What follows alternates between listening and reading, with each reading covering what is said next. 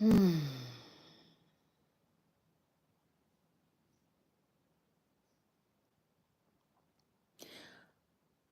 I remember when I was a little girl,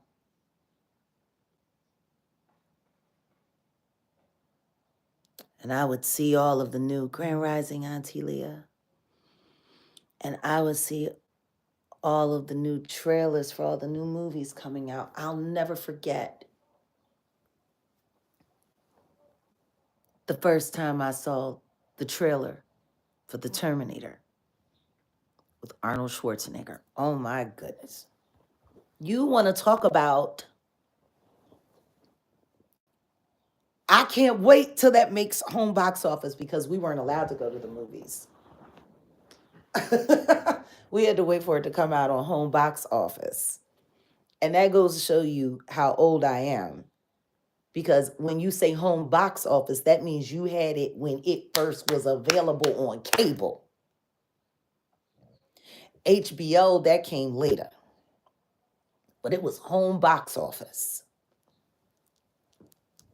My dad said it was the safest way to go to the movies. He ain't trust the people in their hands with the popcorn either. But man, I'll never forget the first time I watched Terminator.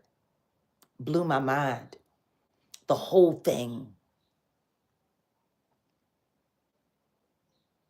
And Sarah Connors. Oh my God, Sarah Connors. Probably one of my favorite movie heroines of all time. She's really just minding her business. And then the future happened to her.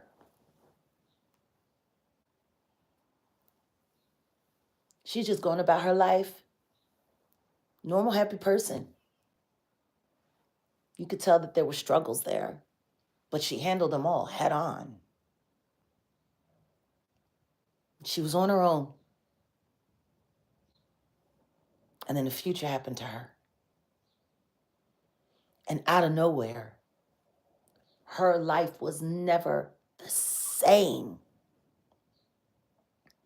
And after she'd seen what was real, she could not turn it off. She couldn't turn it off no matter what she did. They put her in psych hospitals. They pharmaceuticaled her out. She was brutalized physically, mentally, emotionally. But she believed in the future and she believed in her son.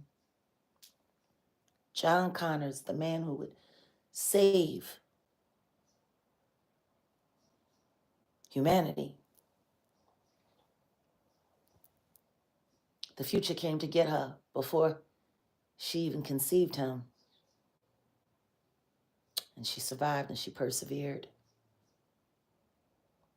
And even though the man that helped her bring him into this world was taken from her, she honored his memory. She loved him for the gift of life that they shared together. And even though she was separated from her son, even though he was taken away from her from all the lies that had been told on her, I mean, she never gave up. And even when he was a teenager and he was like, come on, Mom, nobody believes you. She said, I don't need them to believe me. I need you to believe me. I need you to believe who you are.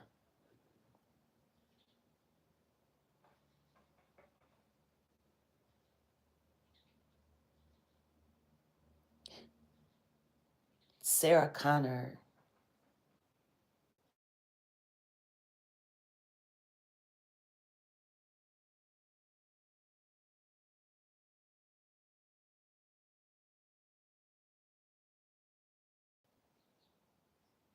The wop wop boom bat, if need be.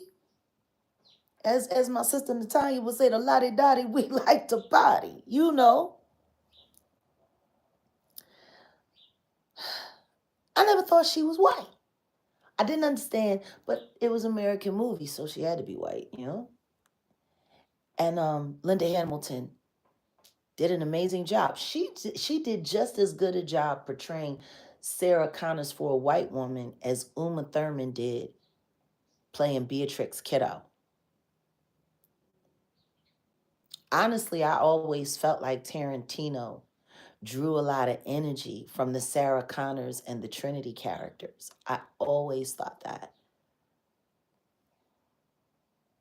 And even though the world watched white women on the screen doing all of these heroics and being this brave, it was all written by a black woman.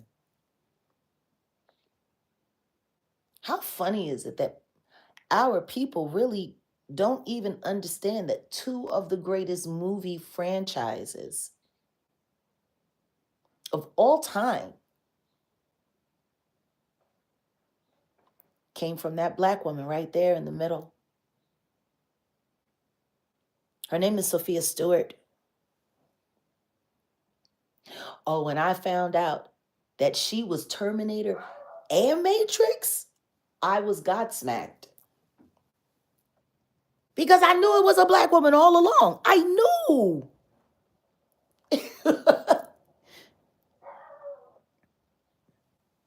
And salute to Linda Hamilton and Uma Thurman and to Carrie Ann Moss. They all did fine jobs portraying what a white woman would do if she were black. Bravo. Excellent work. Oh, yeah, she won.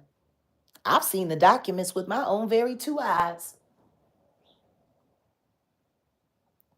In recent moments in our present,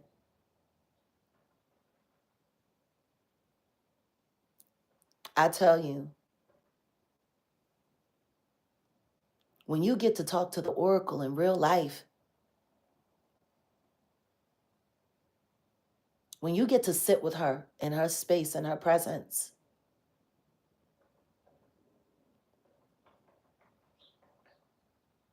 when you get to look into that deep unknown with someone like her in your ear, I really am one of the most lucky people in the world. I've gotten to spend time with some of the finest and most terrible people in the world. I've had all kinds of experiences. But make you no mistake about it, Sophia Stewart is the Oracle. And she spoke to me. But she's been speaking to me since I was a kid. Since I was a kid. I've been following her work. You know, in one of my interviews on the Blue Couch, I remember saying, we're in the Matrix. We're here. We in the pods all puckered up. I said it.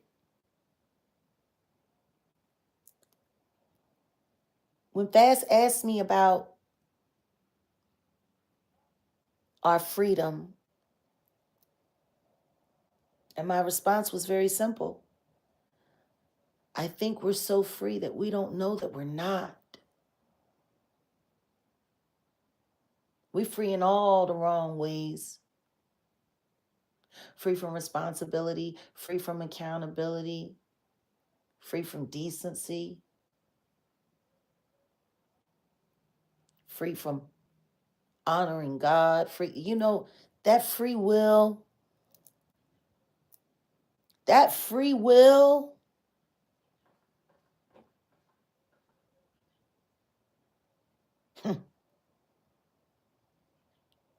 free. Free to choose slavery, free to choose tyranny,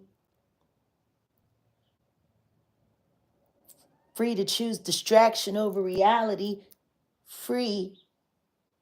Isn't that interesting?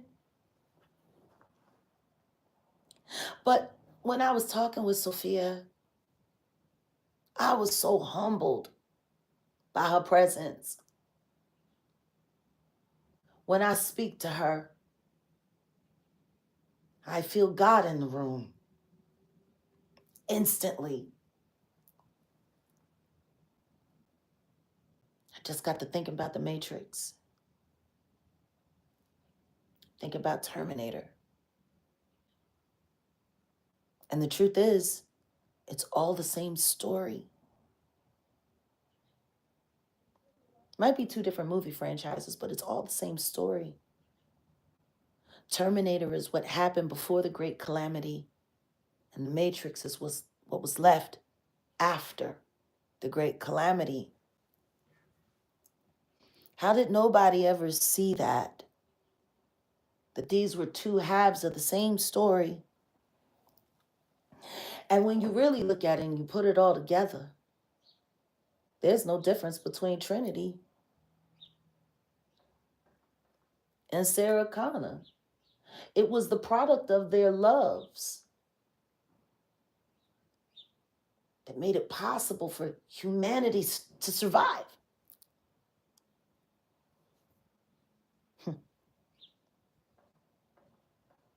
Y'all know I got a song called What I Wouldn't Do for Love.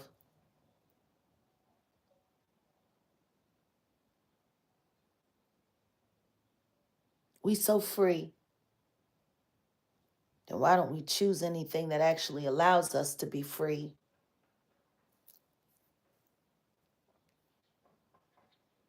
We don't choose the things that make us truly free. We choose the things that enslave us. Choose a mortgage. Choose a car note. Rather than just working hard, earning your money, and going and buying that car outright. Earning that cash and buying your house outright.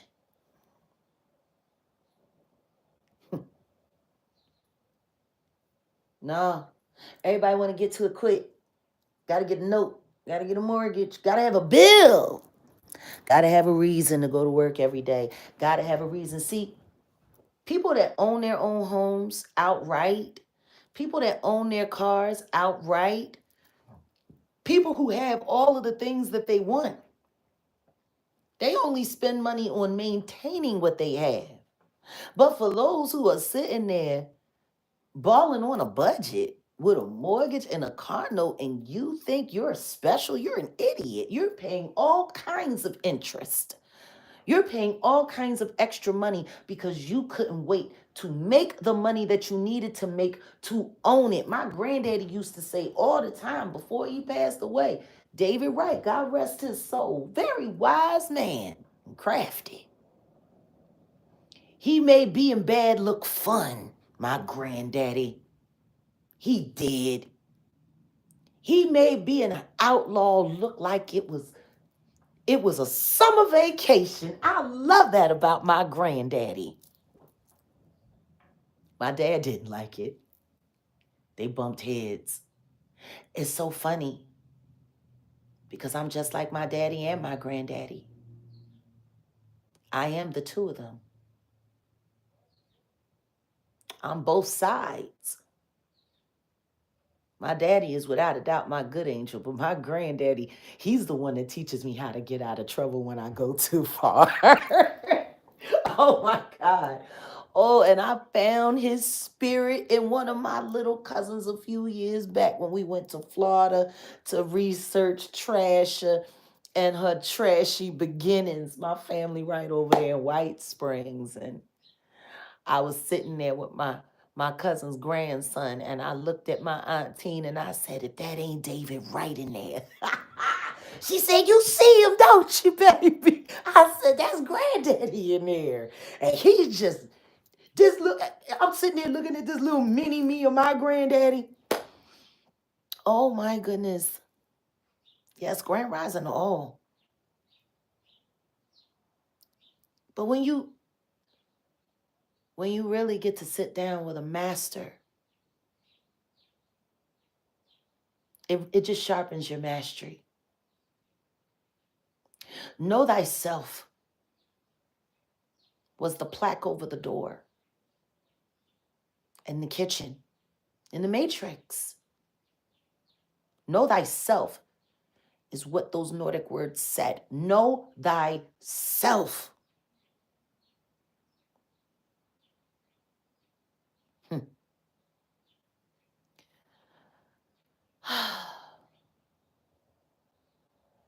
Know thyself. Know who you are, not who everyone's telling you to be. Know who you are, not what everyone else is expecting you to be. Know what you are. Know what your values are. Know what your morals are. Know what you believe in. Stay in that. You ain't got to worry about what everybody else is doing. And it doesn't matter if there are more of them doing that over there than what you're doing over here. As long as you know what you're doing is right, you ain't got to worry about what they're doing over there. And if they all want to be over there, let them be over there. That's what they know of they self. That I don't know that of myself.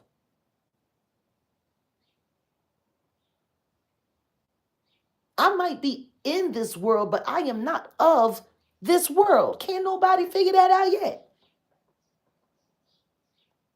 Yes, and it's non-negotiable. What you know is what you know. And if you let somebody trick you out of what you know, and it's because you wanted to be tricked.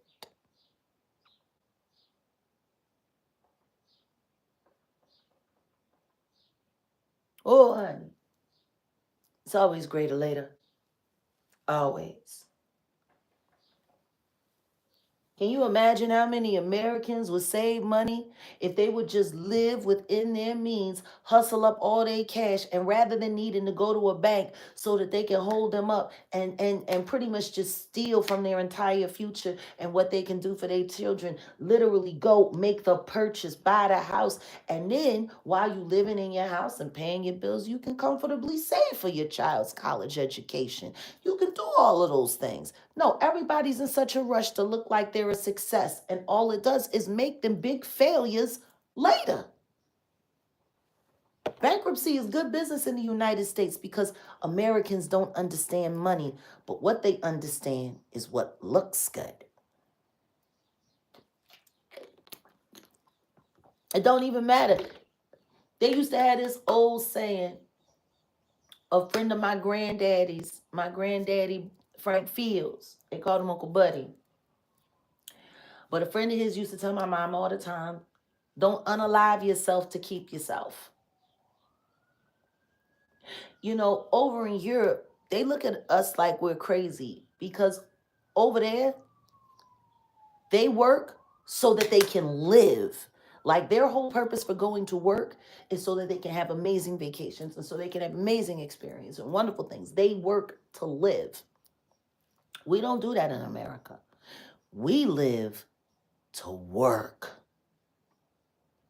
And we work and we work and we just buy and buy and buy and buy and buy and we work and we work and we buy and buy and buy and buy, and then they create another problem for another this, and then we pay and pay and pay. Like we're slaves here in this country. We don't even get treated like human beings in this country. In Europe, maternity leave and honeymoon vacations, they give you time. America, you better be happy if they let you take a week. I know companies that still allow young couples who just getting married in their corporations to take 90 days and then come back to work and their job be right there. Not in America. Look at Jess Hilarious. She had a baby, found somebody, she found herself a seat holder, came back. They don't want her no more. She over there on Shay Shay now, crying. Crying on Shay Shay.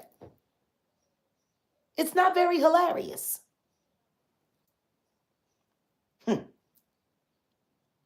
It's wild. But when you sit with a master of understanding, who you know has been anointed by God, and she tells you Just remember who you are.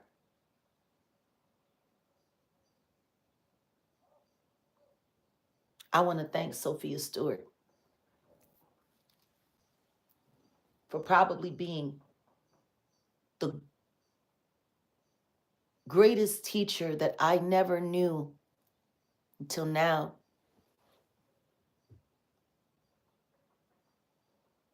You know, the Matrix is all about how technology was manipulating humanity to enslave itself for nothing. When they unplugged Neo, he was so God smacked he instantly had to vomit. When he realized that everything in his life was fake. I'll never forget the first time they took him back in.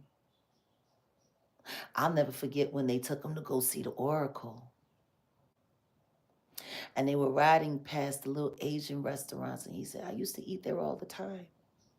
They had really good noodles. And none of it was real. None of it was real. It was all mind manipulation. Kind of like how we experience here on the internet now. Almost exactly. When you think about in Terminator, right before the great calamity began, which is surprisingly looking a lot like what Armageddon is going to be.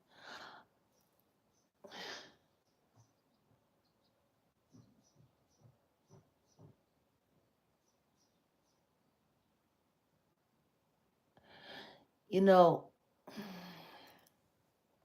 when the apostle wrote Revelations thousands of years ago, it was all in his mind. These were visions that came to him while he slept. All he did was transcribe them. To think that words that were written thousands of years ago are coming true right now. See, that's God.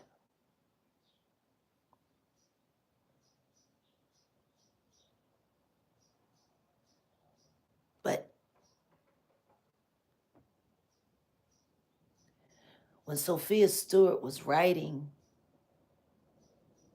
The Terminator and the Matrix, they were visions that were brought to her from the ether. When I look at how 5G operates, it's practically identical to Skynet. Do you guys remember Skynet in Terminator? Do you remember that? It was an artificial intelligence, digital communication system that developed the ability to think on its own and then think for humanity. It was able to reach everything. It was able to push out all kinds of frequencies, harmful frequencies that could force people into moods and states. There is no difference between 5G and Skynet. So if Skynet is real life 5G,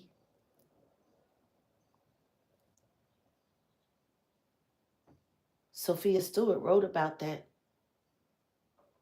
as I was being born.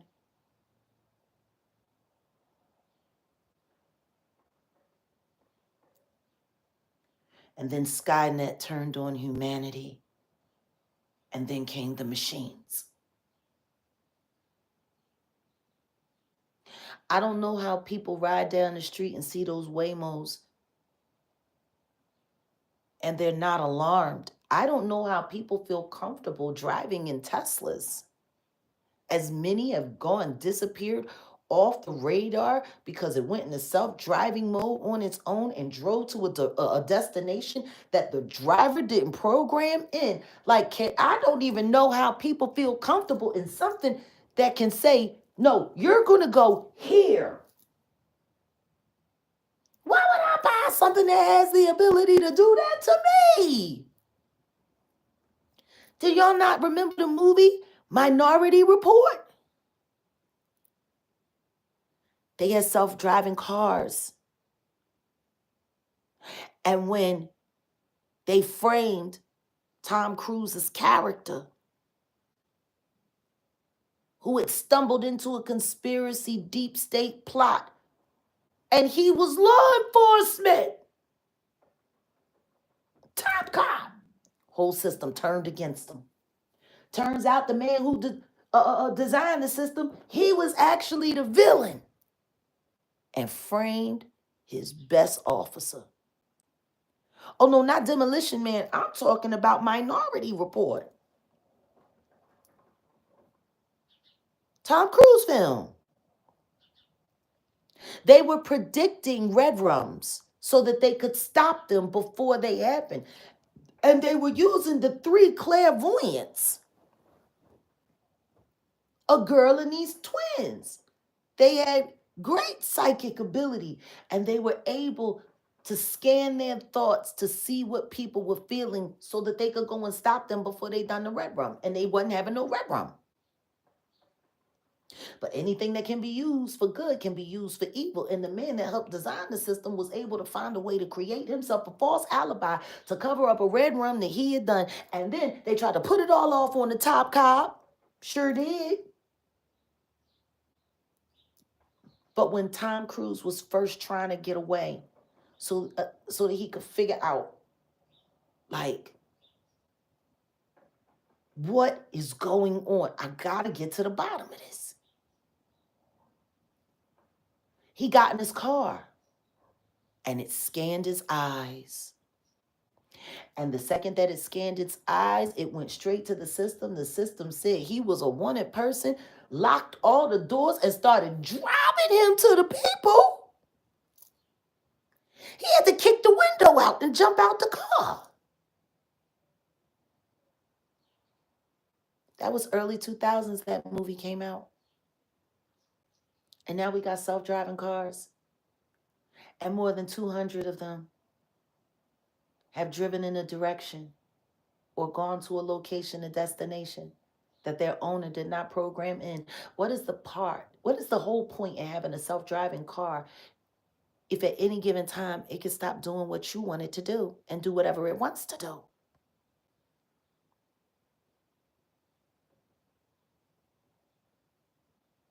Give me old American muscle metal. That's all I need.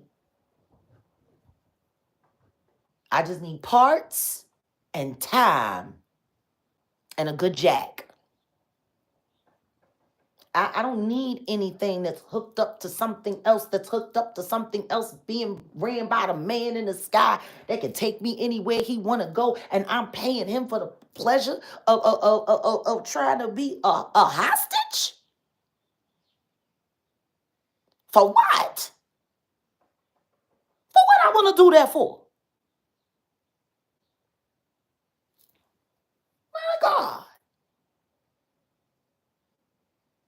Why would I sign up to be a hostage? But then again, that's what all those people who went to them freak off party and then white party was doing. See, if they had bothered to stop looking at the celebrity and just study the culture of what they were creating at those white parties, people would have never went. See, those parties were themed after Caligula and them, the Romans, who were all sodomites and used women for their entertainment.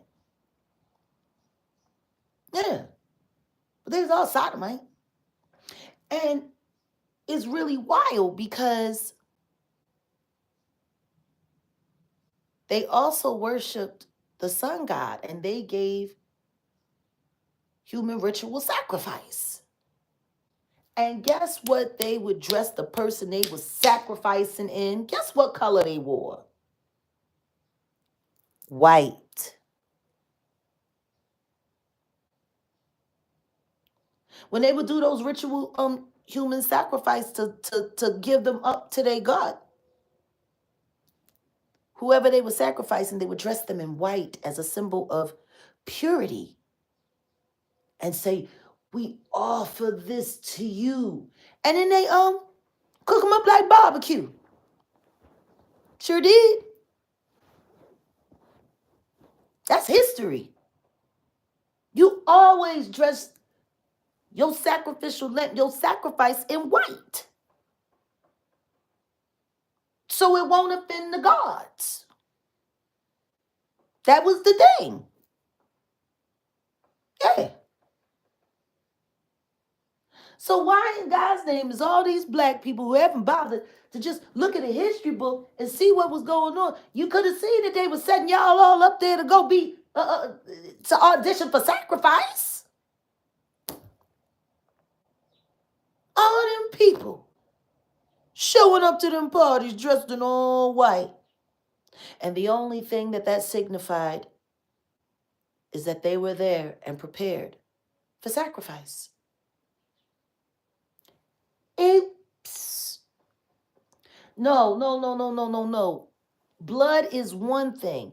When you are dressing the innocent to be slaughtered for your God that you serve, you put it in white. Yep. The slaughter of the innocents. Yeah. Oh, yeah. Now I want you to think about all those people who went to those white parties. I want y'all to think about all those people who went to those white parties, but they wish they wore black now. You mocked yourself, you idiots. Mocked yourself. And they do it all the time. They trick people into marking themselves to be a snack for the devil. Mm-hmm. Sure do. And they sitting there just thinking how good they looked in white. Idiots. That's the problem with popularity and influence. If the influence has a bad intent, people will follow it all the same. Stupid is as stupid does. But it trips me out. Because as I was talking to Sophia, her work, they categorize it as science fiction. And then as the years went by, people get lazy, so they come up with their little acronyms and stuff, and it went, being traditionally called science fiction to just being called sci-fi. And I guess sci-fi sounds a little cooler or whatever, shorter, but why would it need to be shorter? Science fiction, it's only 4 syllables. It's not like it's a 6 or 8 syllable phrase. So why did it need to be shortened? Or was it that they realized how obvious it looked and that they needed to disguise it a little more? I love that I got to have this conversation with Sophia, and I was honored that she joined in that conversation with me, and we both had an epiphany together, the oracle and the student.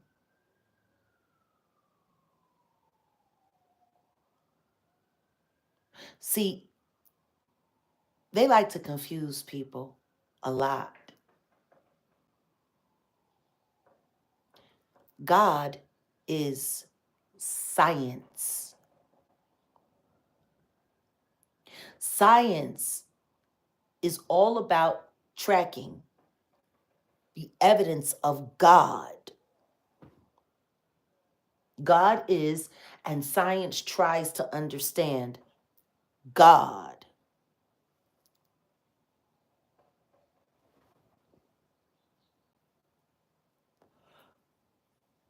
God is science.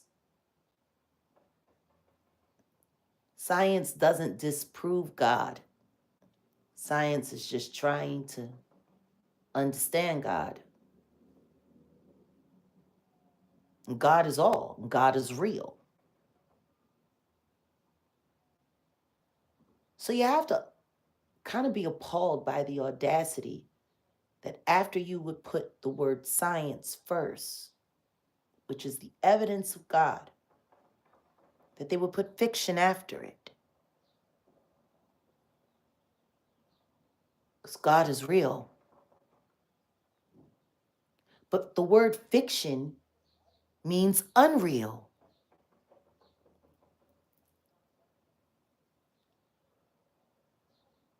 God's evidence, not real.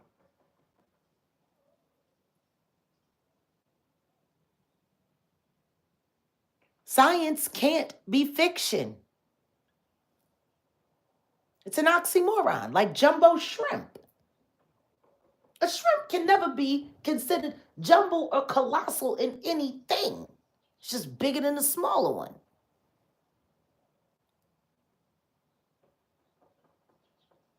So if science is the evidence of God and God is real, how can God be called fiction?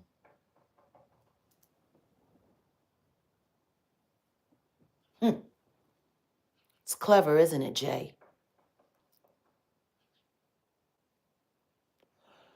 It's very clever. They tell you the truth, and then they tell you a lie, and you put it together and believe it.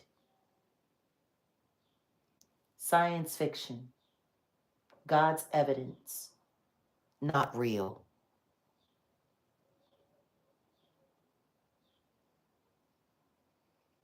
Think about that. That's what science fiction means when you break it down. God's evidence, not real. They've been doing this in y'all faces. They created an entire genre for the film industry where they labeled the evidence of God not real, and no one questioned them. Yeah, just like the term conspiracy theory. How can evidence of God be ever considered not real? What do you mean, which God? If you say in that, child, I'm going to pray for you, you confused. There's only one.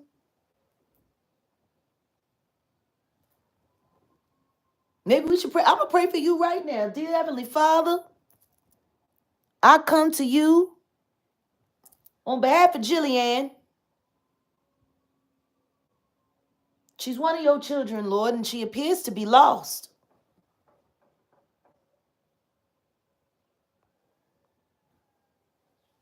You know? She seems to be lost because she just came in here, Lord, and asked me, which God do I serve? As if there's more than one. Lord, I pray for the spirit of confusion to be taken away from your child.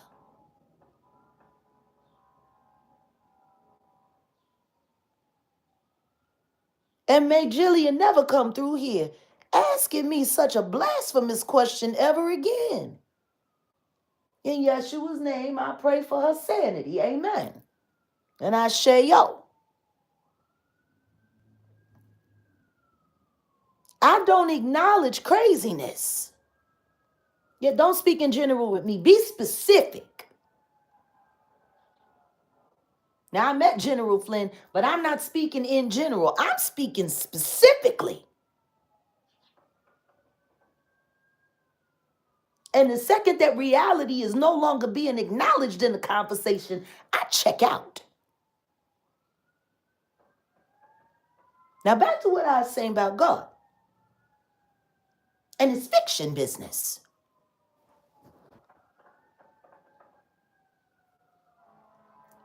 How in the hell did we allow these people to convince us that God is fiction?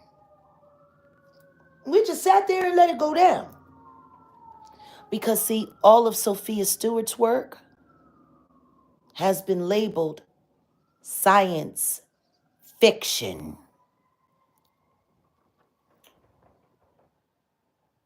Ain't that interesting? A woman receives a vision from the ether that could have come from no one other than God. She writes it out. And as the world has matured from the late 70s to the early 2020s,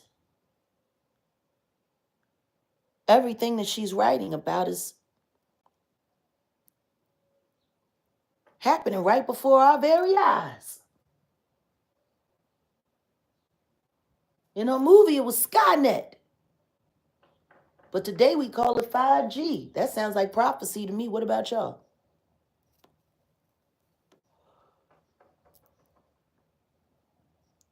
That sounds like prophecy to me. If somebody wrote about something 30 some odd years ago and it's coming true today, I don't know. That sounds like prophecy to me. What y'all think? Put a 1 in the chat if it sounds like Sophia Stewart gave us prophecy that we could enjoy watching and learn subliminally. Please put a 1 in the chat if you believe that this woman is a prophet, because I do.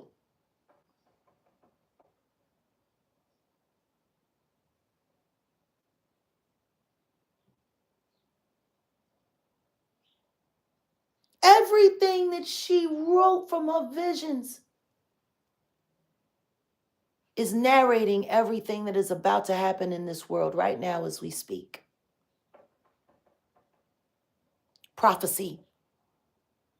And God's words ain't no hustle, which means there is no fiction. It is science. God's evidence. That could never be fiction.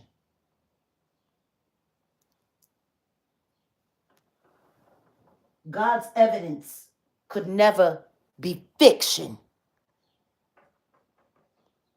I guess they realized how clumsy they were with it, which is why they decided to break it down to sci-fi so people wouldn't bother to remember what the rest of the words were actually saying. And look at their blasphemy for what it is. God and his word are real. And the vessels that he chooses to impart his messages on are called his prophets.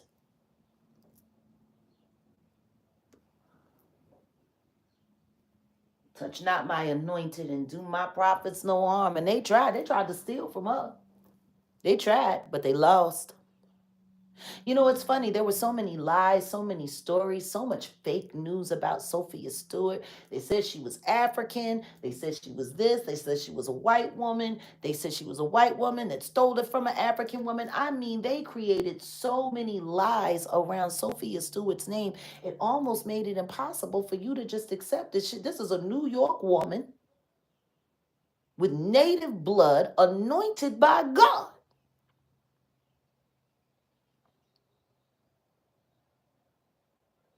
And that's her right there in the middle. The mother of the Terminator and the Matrix. The woman who gave birth to God's prophecy. And now here it is.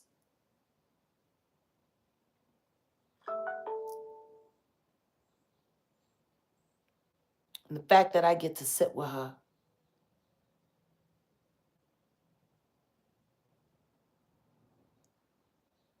As she speaks into my life.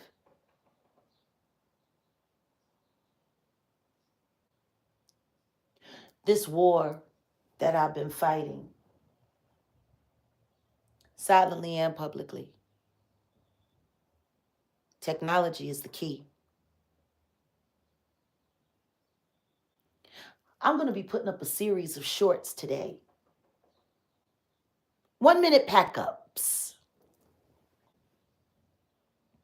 After this weekend and how heavy handed they were with their barbary and their slander and their defamation.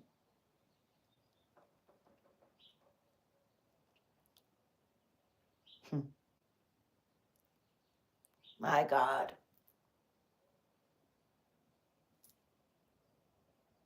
All they did this weekend and the immature, childish, and racially and socially inappropriate ways that they tried to create to cover it up.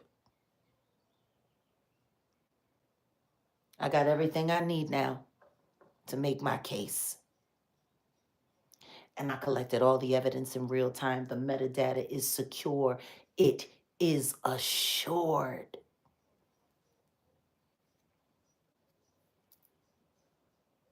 Oh, we about to run down. It's about to be lovely. And now that I no longer need to surveillance these weirdos, I have to look at what's left. They're as desperate as they are for content because I'm not feeding into their crap. And I'm not making the kind of content that they can really use. They can't really go against anything that I've already said. They've already created all kinds of lies and done all kinds of things. They've had more exposure campaigns on a transparent person than I've ever seen in my life, and they've exposed nothing but the fact that they're stupid. And they'll do anything for money. So, the only thing now that's keeping them relevant at all, any of these trolls, is my algorithm, which they're fighting so strong to try to get back in because they've lost control. The higher ups in YouTube, they know exactly what I'm doing, and they don't want me to do it. They're very upset. So it's very simple. Today, spring cleaning. You know, April 1st is right around the corner. My cousin Kenyon's birthday. Oh, God, I miss him. He's been gone over 20 years now. And I still wish he could call me. But yeah.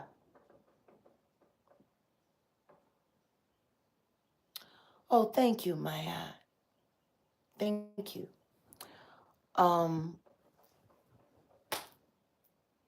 It's time to unsubscribe. See, even me being subscribed to them keeps them in the recommendation list in my algorithm.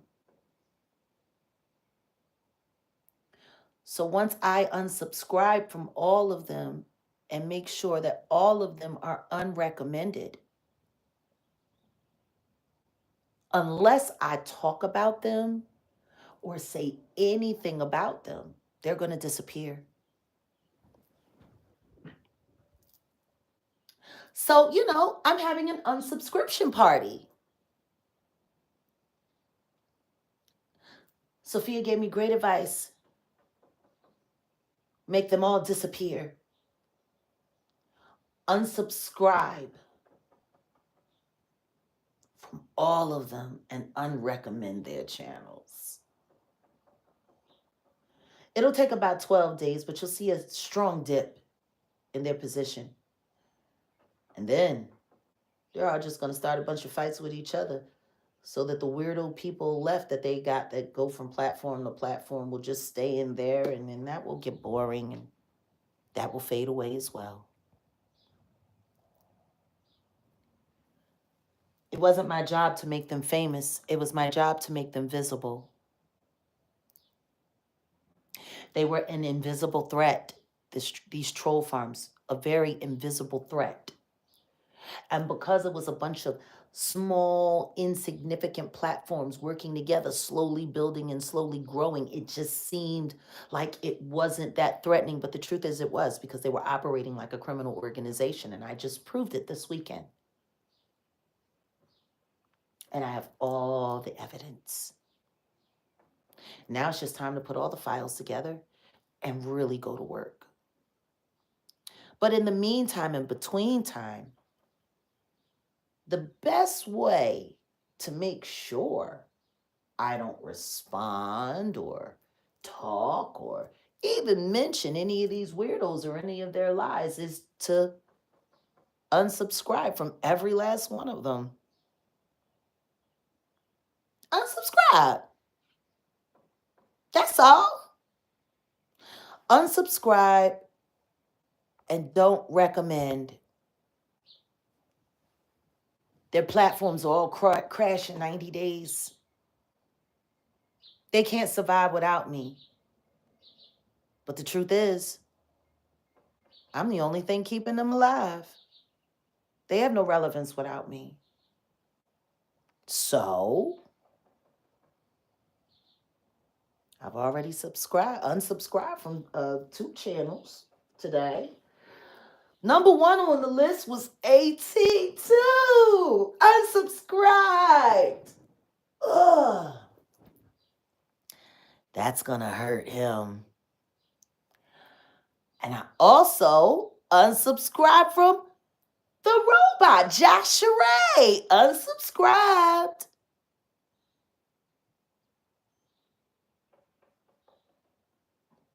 See, now that I've done that, I've created a clear separation.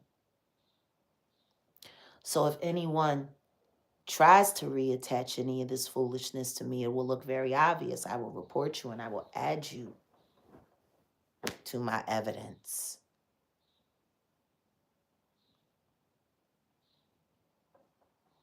Well, it's nice to know that you've been unsubscribed from all of them, but I'm going on an unsubscribing tour. Every troll that I have thoroughly investigated and accurately pulled out all the evidence that I need to prove they are who I say they are and they are doing what I've been saying they've been doing, I have it now. I have all of that now. Thanks, Lady Classic. Appreciate you. Yep. I done got it all now. So now I got everything. And with all the evidence that we have, if the authorities don't do something about what they're doing on YouTube, I got a feeling it's going to be a major class action lawsuit coming. And that's something that YouTube really can't afford, because a class action lawsuit against YouTube with a D rating in the Better Business Bureau, oh, that could just be a disaster. Almost $200 billion machine.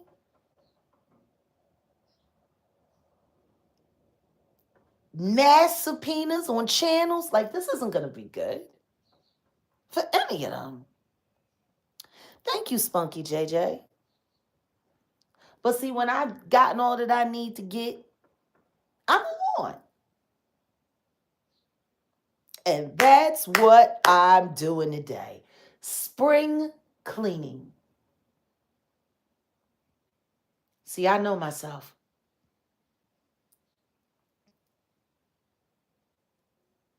I'm unsubscribing. Who wants to join me? Man, we should just unsubscribe. We should all unsubscribe from everyone that we know is a liar on YouTube.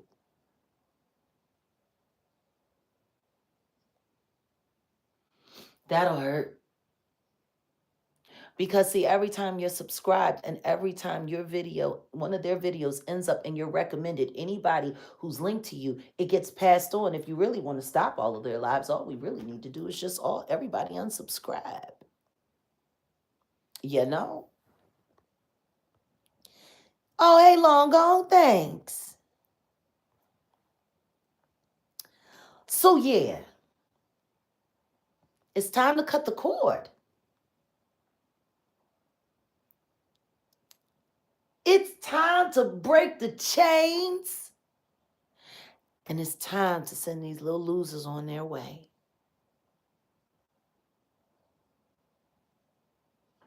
I got a lot of reporting that I'm going to be doing today, because as I'm unsubscribing, I'm going to be reporting as well.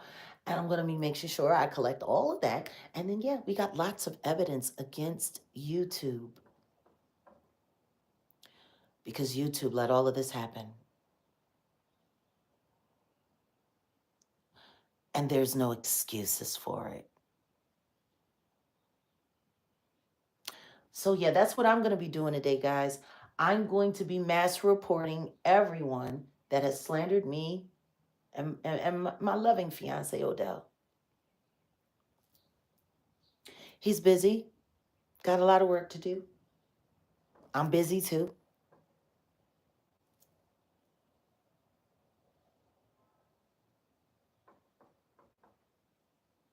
I prayed all night for him last night.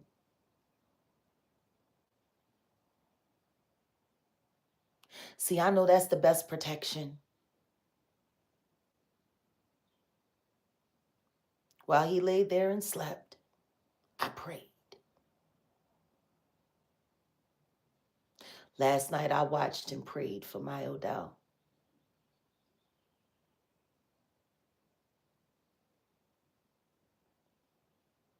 I wasn't one of those apostles that fell asleep. I watched and prayed last night. I didn't stop praying until 4 in the morning. Clean through the witching hours. I watched and I prayed for him. They tried to do a number on him. They really did. It's not going to work. So as I come to you, God of all, as we all sit here, some 200 out of us, where two or more are gathered, he is in the midst. God, endow Odell with all of your mercy, all of your protection, all of your favor, all of your strength. Endow him. He is so strong and he works so hard. But what I do know is when you get involved, nobody has to work hard at all. We say our prayer, we said it, and we forget it, and we let you do the rest. And I declare in your Son, Yeshua, there is no harm that will come to Odell legally, mentally, spiritually, physically, emotionally. Let all frauds in his path be exposed on sight.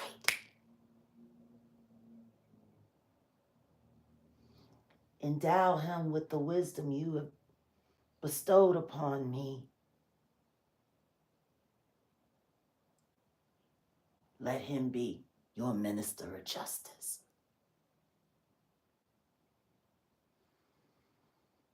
You allow them to bestow the honor upon me as defender of freedom.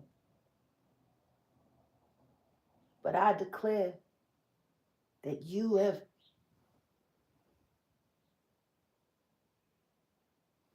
charged Odell, minister of justice.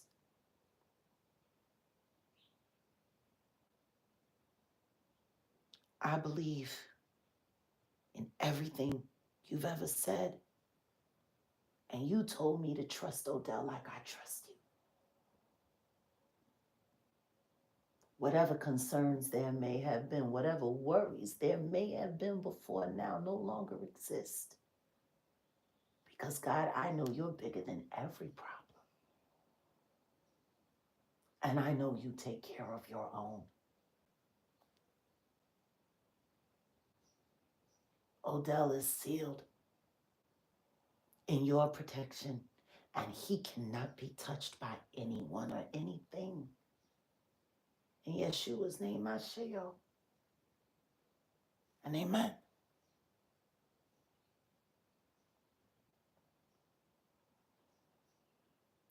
See, a woman that prays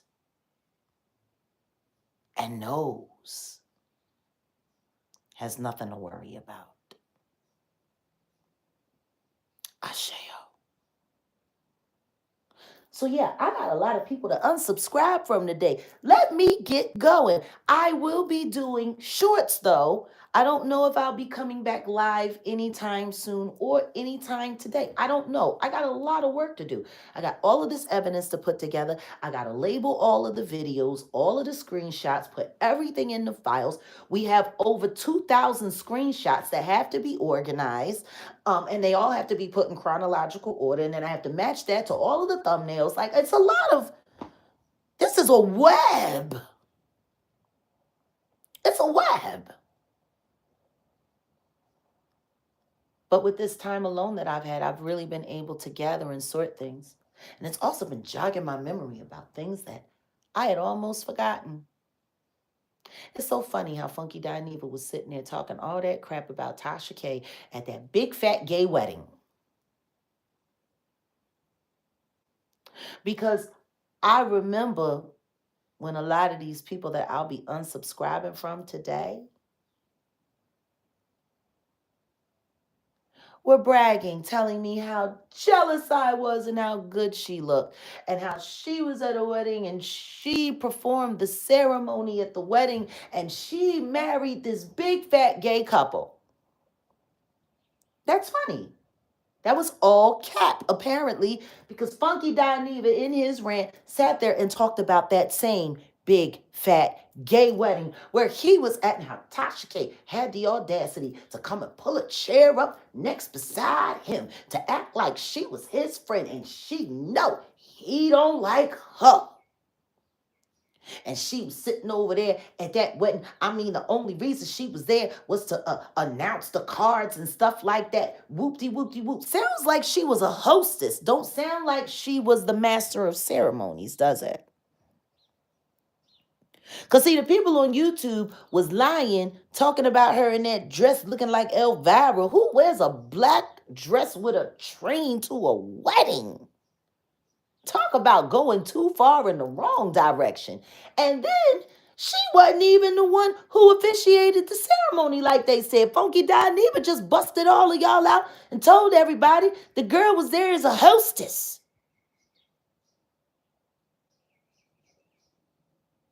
That's how much y'all lie. Because last year, y'all was really trying to sell the story that I was jealous of Tasha K because she looked so good and how she officiated this very, very, very important big gay fat wedding. Yeah, a black gown, some dime store two lace foolishness with a train on it, black at a wedding. I thought it was a Halloween party. I didn't know that was a wedding. I didn't even know it was a wedding. Because they had her walking down the aisle and that man's feet that was filming her, that was supposed to be Shaq, but I know it wasn't. And she walking down the aisle, and it is, ooh, Tasha K, and she officiated a very important gay wedding, and Jaguar could never, she's so, all she was the hostess. What was she doing? Passing out the swag bags at the end with the Peachy Man products on the inside and the Yoni bomb? Because that's what it sounded like she was doing. She ain't married nobody. Showed up like it was a funeral, handing out Peachy Man and Yoni bomb and announcing that people have arrived. Like, that was pathetic. That was so pathetic. Like, y'all actually tried to get a gag out of me on that. And for that alone, I am definitely unsubscribing to one content creator's channel today and making sure I unrecommend. Oh my goodness. Yeah. Peachy Man goodie bag. So I want to thank you for that. I want to thank you for that that little caveat there. Funky confusion. Because that's what I'm calling you from here on out. Ain't nothing Don or Neva or Diva about you. You played out like a Jerry curl, and you need to find a doctor so you can be all the woman you want to be. And stop running around as a man threatening to slap women. You're goofy. But I want to thank you for that, though.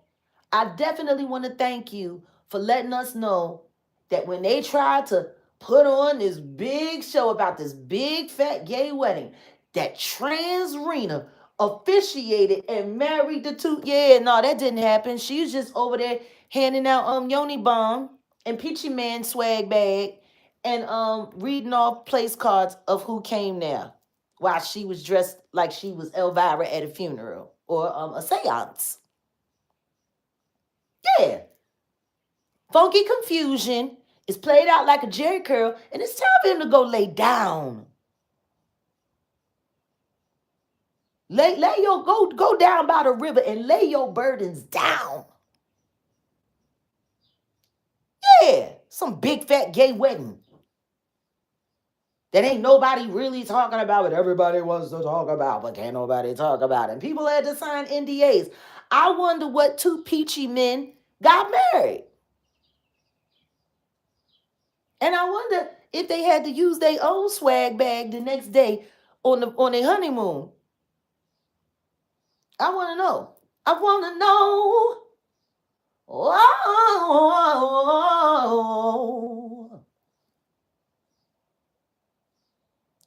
when you're peachy,